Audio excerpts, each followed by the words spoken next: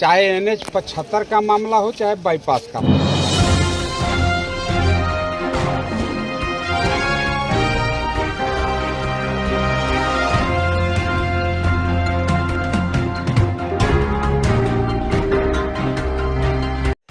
नमस्कार, ताज़ा न्यूज गढ़वा में आपका स्वागत है। पूर्व विधायक के साथ आधा दर्जन से अधिक गांव के रैयतों ने डीसी को सौंपा मांग पत्र।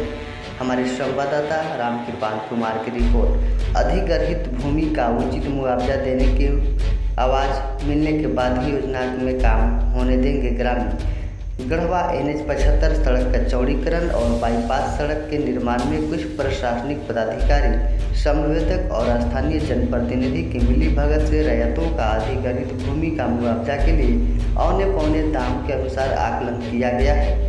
उक्त बातें पूर्व विधायक सत्येंद्र नाथ तिवारी ने कही। वह सोमवार को लद्दाख, गोंदा, मेराल, लगमा, कोटमा, खजूरी, कल्याणपुर सहित अन्य गाँवों के रैयतों के साथ डीसी से मिलने समाहरणालय पहुँचे।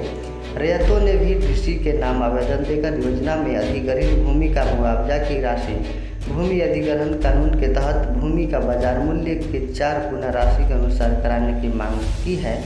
पूर्व विधायक ने कहा कि एक साजिश के तहत भूमि को सर्वे गुपचुप तरीके से कर रिपोर्ट सरकार को भेजा गया है ताकि रैयतों को मुआवजा की राशि कम देना पड़े। उन्होंने कहा कि जिस जमीन का बाजार मूल्य 8 से 10 लाख रुपए प्रति डिसमिल है, उस जमीन का रेट 12,000 प्रति डिसमिल की दर से आकलन किया गया है।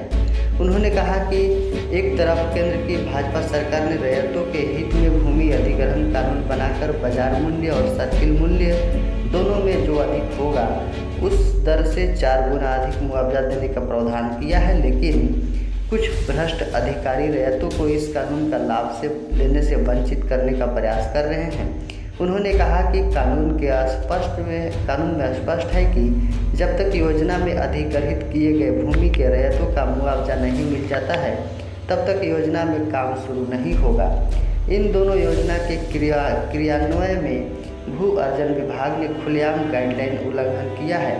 उन्होंने कहा कि गढ़वा जिला के डीसी से मामले में गंभीरता दिखाते हुए रैयतों का अधिग्रहित किए गए भूमि का मुआवजा का आकलन के लिए एक कमेटी बनाकर पुनः सर्वे कराने की मांग कही। इसके अलावा 30 से 40 वर्षों से अधिक समय तक गैर मजरूआ भूमि पर रहकर खेती बाड़ी करने वाले वैसे सभी रैयतों को रैयती भूमि के बराबर ही मुआवजा का प्रावधान है। उन्होंने कहा कि इस मामले में डीसी ने रैयतों की समस्या समाधान कराने का भरोसा दिलाया है। उन्होंने कहा कि जब तक रैयतों का संपूर्ण भूमि का उचित मुआवजा नहीं मिलेगा, तब तक योजना में निर्माण कार्य नहीं होगा। इसके लिए उन्होंने ग्रामीण को एकजुट रहने का आह्वान किया। इस दौरान काफ़ी संख्या में ग्रामीण पहुंचे। ताज़ा तरीन खबरों के लिए चैनल को लाइक, सब्सक्राइब, शेयर तथा बेल आइकन को जरूर प्रेस करें। धन्यवाद।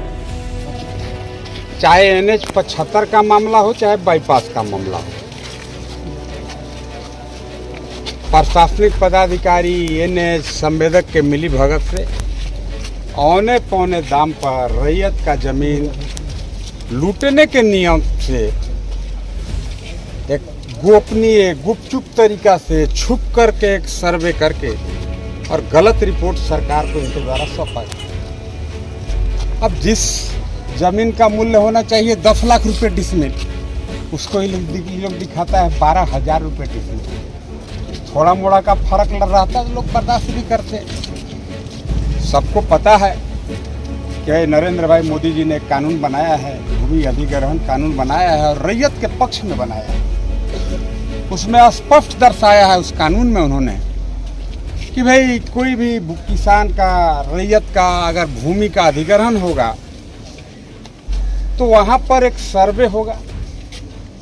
सर्वे में बाजार मूल्य और सर्किल रेट, सरकारी रेट दोनों में जो ज़्यादा होगा उस ज़्यादा रेट का 4 गुना रेट से रैयत को भुगतान करना है, मुआवजा उनको देना है। यह कोई मैं नहीं कह रहा हूँ, कोई पार्टी नहीं कह रहा है, यह भारत सरकार का कानून कह रहा है। उसका सरासर उल्लंघन हो रहा है। स्पष्ट शब्दों में हम कह सकते हैं कि सरकार ने कानून बनाया है कि पहले खाता में पैसा जाएगा, इसके बाद खेत में माटी जाएगी। लेकिन चले जाइए कुछ प्रशासनिक पदाधिकारी के मिली भगत से ठेकेदार और कुछ भ्रष्ट जनप्रतिनिधि के संलिप्तता की वजह से जबरदस्ती दबा करके रैयत के खाता में पैसा गया नहीं और रोड पर माटी गिरना शुरू हो गया।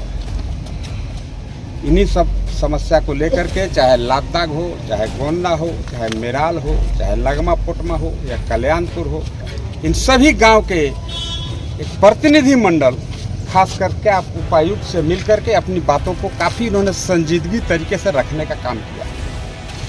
अब मैं ऐसे ईमानदार कलेक्टर, ईमानदार डीसी साहब को मैं धन्यवाद और बधाई भी देता हूँ। इन्होंने काफ़ी विस्तार से, काफ़ी रुचिपूर्वक इनकी समस्याओं को सुना और गंभीरता से भी लिया। इन्होंने अपने सामने ही एडिशनल कलेक्टर को फ़ोन किया। इन्होंने कहा है कि भाई आप फिर से एक कमेटी कंस्टिट्यूट करो, गांव के भी जो किसान हैं, रैयत है, उनसे भी संपर्क करिए, आप जाइए पता लगाइए बाजार भाव क्या है, उस बाजार भाव का जई गुना मूल प्रावधान है, आप उस रेट से इन रैयतों को भुगतान करिए। इसके बाद ही आप काम लगे।